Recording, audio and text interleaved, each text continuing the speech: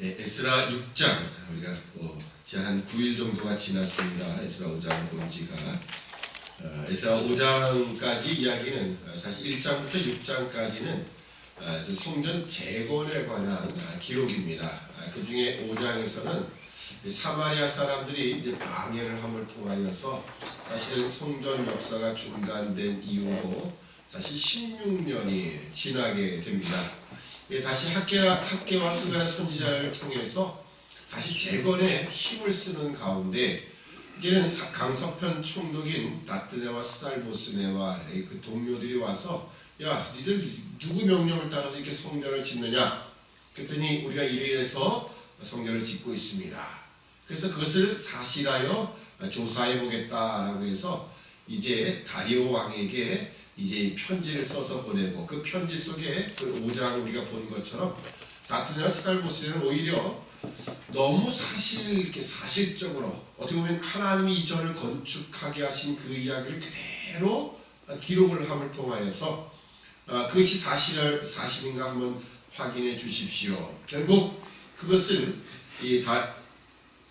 메데도 앙메다 궁에서 그 조서를 고레스 왕의 조서를 발견하게 되고 그래서 다리오 왕이 이것을 다시 허락하는 그런 내용인데 그 허락하는 내용을 보면 상당히 강서편에 있는 그 세금 중에서 그 성전 재건하는 데 쓰는 비용은 다 되며 그리고 그 제사장들이 요구하는 제사를 드릴 때 모든 필요한 것들도 하나도 빠짐없이 매일같이 공급해 주라 이런 명령까지 내리면서 성전을 다시 재건하도록 명령을 내렸다라는 이야기가 이제 오늘 본문의 이야기입니다. 우선 우리가 이 성경 안에 등장하는 이 왕들, 특히 이방 왕들에 관한 이야기가 이름이 여기 기록되어 있는데요. 우리가 우리는 성경을 보면서 우리가 주로 보는 왕들의 이야기를 보면 우리가 머릿속에 많이 남는 것이 이제 다니엘서에 나오는 왕들의 이름이 좀 기억이 좀 나죠. 그리고는 유다가 멸망하기 전에 있었던 바벨론 왕들 이름이 좀 기억날 것 같고요. 그래서 바벨론 왕 느부갓네살에 의해서 예루살렘이 침략을 당하고 결국 멸망까지 가던 그러니까 1차 포로부터 마지막 3차 포로인 마지막 멸망 때까지 왕이 느부갓네살 왕이고요. 그리고 이방 왕들의 역사가 참 복잡합니다. 저도 헷갈릴 정도로 복잡한데 왜 그러냐면 바벨론, 우리나라 같으면 우리나라가 고려가 멸망하고 조선이 똑같은 이 땅에 이렇게 존재하지 않습니까? 근데 이렇게 생각해 보시면 돼요. 과거 삼국시대를 떠올리시면 됩니다. 똑같은 영토 안에 있는데 세 나라가 존재를 하고 있었죠. 그러다가 신라가 통일을 시킵니다. 그런 생각을 해보시면 돼요. 물론 이제 똑같은 근수수는 아니지만 바벨론이 큰 나라였다가 그 나라가 사실은 이제 메대가 일어나게 돼요. 메대라는 나라가 그 바벨론 지역에서 한 지역에서 왜냐면 워낙 큰 지역이다 보니까 그 지역 변방 저 끝부분에 있는 데서는 무슨 나라가 일어나서 하겠다는 걸 다 통제 못할 때가 있습니다. 왜냐면 예를 들어서 저 유럽 쪽과 전쟁을 한다든지 이런 경우죠. 그 전쟁에 지금 신경을 쓰고 있는데 저쪽 지방에서 변방 큰 먼 곳에서 한 나라가 시작됐다 그것까지 다 신경을 쓸 수 없을 때가 있습니다. 그게 바로 이제 바벨론 이후 메대와 바사라는 그런 나라 시대입니다. 우리는 보통 메대는 쉽게 딱 지나가 버려요. 메대는 특히 우리가 메대왕 다리오라고 하는 것을 우리 다리오 왕을 우리 기억합니다. 그 메대왕 다리오는 누구냐면 바로 다니엘서에 기록되어 있는 다니엘과 함께 나오는 다니엘이 사자굴에 던져졌을 때 그 왕이 바로 다리오 왕입니다. 그리고 이제 이 메대에서 바사로 넘어가는군요. 누가 무슨 혁명을 일으켰다든지 이런 게 없이 그냥 쑥 하고 그냥 넘어가 버려요. 그래서 이자 바벨론과 그리고 메대와 바사, 보통 메대와 바사는 같이 이렇게 연결을 시킵니다. 이 언제 구분점이 있느냐라는 게 별로 없어요. 딱 할 수 있는 것은 바벨론이 완전히 멸망한 바벨론 왕비 느부갓네살에서 쭉 내려오다가 완전히 멸망했던 그 시점. 이제 바사로 보통 우리가 이해를 하죠. 바사가 이어지는 그때, 그러니까 바사왕 고레스라고 하는 그때까지가 사실은 그 안에 메대 들어가 있고 바벨론도 있고 이런 거예요. 그러니까는 이 왕들의 이름이라든지 왕들의 역사를 성경 역사를 보면 좀 이해가 안 되는 부분이 있습니다. 이제 그런 상황들이 있다는 걸 좀 말씀드리고요. 제가 이 말씀을 드리냐면 여기 있는 다리오 왕은요, 다니엘서에 나오는 다리오 왕과 다른 인물이다라고 하는 겁니다. 다니엘은 우리가 알듯이 주전 605년에 포로로 끌려갔게 됐고 바벨론 포로로 끌려갔고요. 그리고 주전 530년까지 이 다니엘이 생존을 했습니다. 그리고 여기 있는 이 다리오 왕은 주전 520년대 지금 이 조서를 내리게 되는 그래서 516년에 이 성전이 완공이 되었다. 그러니까는 다니엘 이후의 왕이죠. 그러니까 메대왕 다리오와 다른 이 바사왕 다리오다라는 이야기입니다. 바사왕 고레스 그리고 그 다음에 있는 이 다리오 왕, 그 다리오 왕을 가리키고 있습니다. 그러니까 혹시라도 왜냐하면 역사적으로 보면 우리가 말하는 성경에 다리오 이렇게 써 있지 않고요. 예를 들어서 다른 이름들이 많이 있습니다. 근데 그 연대를 쭉 거슬러 오면 성경에서 말하는 다리오 왕은 휘스타스 페스타 뭐 이런 식으로 역사적인 기록과 같이 맞물려 있는 것을 알 수가 있죠. 자, 그래서 이제 이 시기는 구체적으로 주전 516년에 성전이 완공이 되었다라는 것을 우리가 이제 확인하게 되는 거고요. 여기 있는 것처럼 아까 이 강서편 총독이었던 이 가나안 지역의 총독이었던 다트네와 스달보스와 그 동료들이 지금 다리오 왕에게 편지를 써서 이것이 사실인가 그걸 확인하게 되었고 메레도에 있는 그 앙메다 궁에서 그 조서를 발견하게 되고 그래서 다시 성전을 짓도록 허락하되 아주 적극적으로 지원을 하도록 하는 이 내용이 등장합니다. 자, 근데 우리가 오늘 본문을 보면서 확인해보고자 하는 것은 그 내용이 아니라 사실 이제 성전을 다 짓고 난 이후의 이야기입니다. 자, 16절을 보면 이스라엘 자손과 제사장들과 레위 사람들과 기타 사로잡혔던 자의 자손이 즐거이 하나님의 전 봉헌식을 행하니. 이 보면 과거 예루살렘에 있었던 솔로몬의 성전과 그리고 지금 한번 지으려고 했다가 고레스 왕의 조서를 따라서 이제 와서 귀한 후 2년 후에 성전 재건을 시작할 때 그 지대를 놓을 때 어떤 사건이 있었습니까? 과거 솔로몬 성전의 그 큰 영광들, 위엄을 본 그 노인들은 펑펑 울었다고 그랬죠. 근데 젊은이들 어땠습니까? 이제 막 와가지고 젊은이들 막 성전을 지대로 놓던 사람들은 막 즐거워하고 있는 거예요. 그 좀 교차되는, 대조되는 모습을 우리가 좀 확인했었는데요. 그러니까 성전 크기는 사실 과거의 솔로몬 성전보다 훨씬 더 규모적으로는 작았다. 이런 것을 알 수가 있습니다. 그럼에도 불구하고 이들은 즐거이 봉헌식을 행하고 있다는 거예요. 우리가 그래서 제가 오늘 이 말씀의 제목을 예배당 크기에 비례하지 않는 신앙이라는 제목으로 좀 정해보았습니다. 그래서 우리는 예배당 크기와 우리 신앙은 전혀 상관이 없습니다.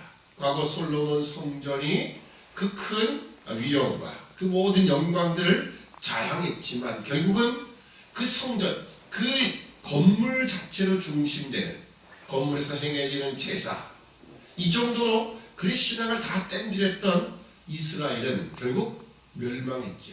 유다가 다 멸망했습니다.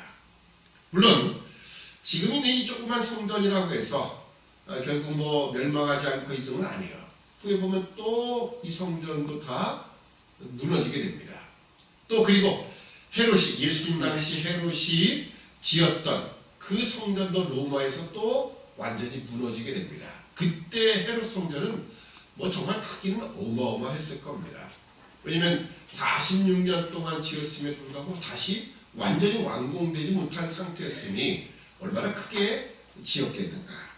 그러나 그 모든 것들도 다 무너지게 되었다라는 것을 볼 때 우리는 우리 신앙은 결코 예배당의 크기, 여기 말하는 성전의 크기, 올라가는 예배당의 크기, 건물의 크기와는 아무런 상관이 없습니다. 올라가는 많은 신자들이 어떻게 보면 예배당의 크기와 자신의 이 신앙의 크기가 같이 정비되어 가는 것 같은 착각을 일으킵니다. 물론 이런 경우는 있어요. 큰 교회, 조직이 잘 돼 있고, 또 공부도 많이 한 목사님들이 또 조직적으로 잘 가르칠 수도 있을 겁니다. 그러나 그런 것과 한 개인의 신앙이 정말 온전한 신앙, 그리고 정말 하나님이 원하신 대로 신앙이 자라가는 것은 별개의 문제입니다. 작다라고 해서 그곳에 속한 교인들의 신앙이 더 어리다라는 법도 없습니다. 그래서 우리가 예배당 안에서, 교회 안에서 행해지는 모든 성경 공부, 어떤 조직에 의해서 하는 것들, 모든 봉사와 섬김들이 물론 큰 교회는 더 세분화되어 있거나 어떤 전문적으로 될 수도 있습니다. 작은 교회는 어떤 사람이 더 많은 것을 맡아 할 수도 있고 전혀 아닐 수도 있는데, 사실 그런 모든 것들이 어떻게 보면 내가 어떤 마음으로 그 교회에서 어떤 일들, 또 예배면 예배, 또는 봉사면 또 섬기는 일들이면, 또는 어떤 모든 것에 어떤 마음을 가지고 참여를 하느냐, 사실 거기에 딸려 있습니다. 큰 예배당에 소속된 교인들이라고 해서 모두가 다 그러느냐? 라는 건 아니죠. 어떻게 보면 많은 대중 속에 묻혀가고 싶어서 자기를 드러내고 싶지 않고 오히려 숨고 싶어서 큰 교회에 출석하는 교인들도 의외로 많습니다. 작은 교회는 왜 안 가냐? 작은 교회 가면 너무나 자신이 잘 드러난다는 거예요. 그래서 내가 숨고 싶다라는, 결국은 내가 편한 대로 신앙생활을 하고 싶다라는 의미가 훨씬 더 많습니다. 아무도 간섭하지 않도록 내 할 건 내 할 바는 다 할 테니까 나에게 참견하지 마세요 라고 하는 것이 오늘날 현대 교회의 흐름입니다. 이게 좀 문제가 있죠. 왜냐하면 교회라는 것은, 하나님이 교회를 허락하신 것은 특별한 목적이 있습니다. 그건 뭐냐? 성도들 한 사람 한 사람이 예수 그리스도를 머리라는 그 몸의 지체로 다 붙어있게 하시는 거예요. 근데 나는 이름만 그냥 걸쳐놓겠다.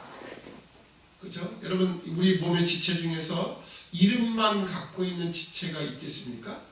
그런 지체는 하나도 없어요. 과거에 진화론을 주장한 자들은 사람 몸에 있는 이 꼬리뼈가 이게 퇴화된 거다, 쓸모가 없어서 퇴화됐다, 강아지처럼 이게 다 꼬리가 있었는데 사람도 꼬리가 사라진 거다라고 하는데요.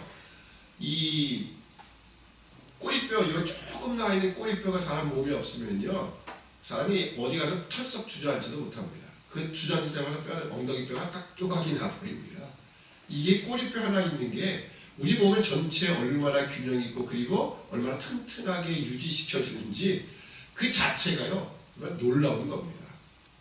근데 그거를 진화론자들은 꼬리가 점점 퇴화돼서 쓸모가 없어서 그냥 이렇게 없어졌다, 이렇게 이야기하는데 전혀 그렇지 않습니다. 그러니까 우리 몸에는요, 그 어느 것 하나도 중요하지 않고 그리고 필요 없어서 이거는 더 쓸모 없어, 그런 데가 하나도 없어요. 뭘 보면 아냐면 그것이 상처가 나거나 아프거나 병들면 쉽게 알 수 있습니다. 우리 몸에 중요하지 않은 데가 하나도 없다는 거예요.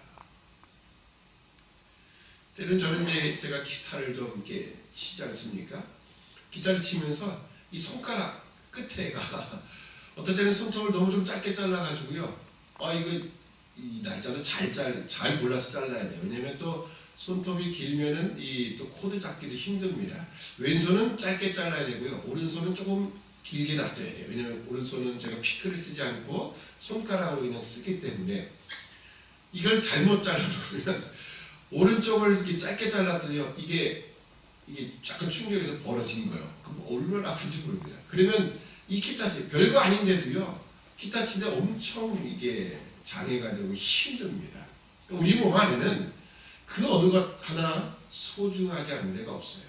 마찬가지로 교회 안에서는요, 우리 모두가 다 그 몸의 지체로서 한 부분 한 부분을 다 맡고 있는 거예요. 그러니 우리가 나는 뭐 큰 교회 가서 나는 그냥 보이지 않게 내 할 일만 하다 오겠다. 요즘 같으면 교회에서 교회 이제 지도자들이 무엇을 걱정하느냐? 지금 코로나19로 인해서 화상 예배를 계속 이어져서 드리는 성도들이 많았어요. 교회가 그렇게 이제 아마 19일까지 그렇게 이제 정부에서 그렇게 요청을 하니까 19일까지 화상 예배를 계속 모이지 않고 드리는 교회가 있어요. 근데 목사님 뭘 걱정하냐면 이러다가 성도들이 예배당에는 아예 안 오고 그냥 뭐 화상 예배를 난 집에서 드릴 거야. 이렇게 되는 건 아닌가라는 그런 염려를 하게 됩니다. 물론 뭐 적잖이 그런 염려도 있어요. 그렇지만 결국 뭐 그 화상 예배를 드리는 사람이라든지 뭐 그전에도 그런 사람이 있었죠. 예배당에는 안 갈까? 왜 교회 갔더니 뭐 사람들 싫고 문제도 많이 생기고 난 싫다. 나는 뭐 훌륭하신 목사님 다 유튜브 보면 다 설교 올라와 있습니다.